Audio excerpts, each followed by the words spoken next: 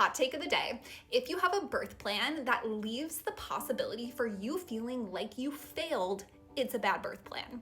Hi, I'm Kayla. I'm a pelvic floor PT who helps women create birth plans every single day. There's this really common, I think, trap that people can fall into when they're pregnant and they're preparing for birth, where they hear people telling them certain things, they get the information, they kind of come up with an idea of how they want their birth to look and they want things to progress, and they get really rigid in their thinking, whether that's internally them doing it, whether that's externally them watching videos and listening to people where there is more rigid talking and more black or white thinking. And I just think that that is the main thing that causes birth trauma for women, is somebody who works with women before they give birth, through their pregnancy, after they give birth, talking to them, hearing their stories, people who go into this experience thinking it has to go a certain way, that this is the way that I want it to be. If there's anything else that happens, it's gonna feel devastating. It's gonna feel like I did something wrong to not make it so I could move through birth in XYZ way.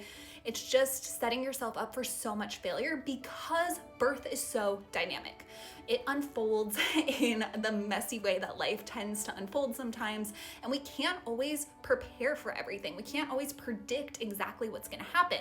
We can have really strong preferences. So I think really having that reframe of this isn't a rigid plan that I need to follow, and if I don't get through my plan, I've failed, I've done something wrong. It feels like I lost that control and agency inside myself, but instead being like, these are my preferences.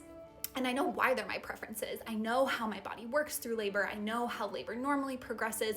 I know the potential interventions and things that might pop up during labor. So if they do need to happen, I can make informed, empowered choices for myself and my baby in these moments.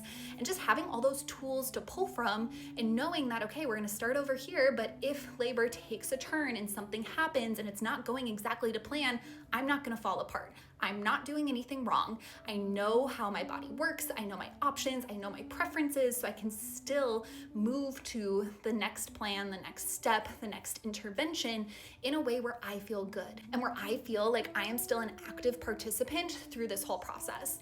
So that is my biggest recommendation if you are writing up a birth plan, is know all of your options, reframe things as preferences, and then be able to have that flexibility in birth. If you're wanting a little bit more help preparing for labor or coming up with a birth plan that feels aligned to you and takes stress off your body, shoot me a DM and we'll chat.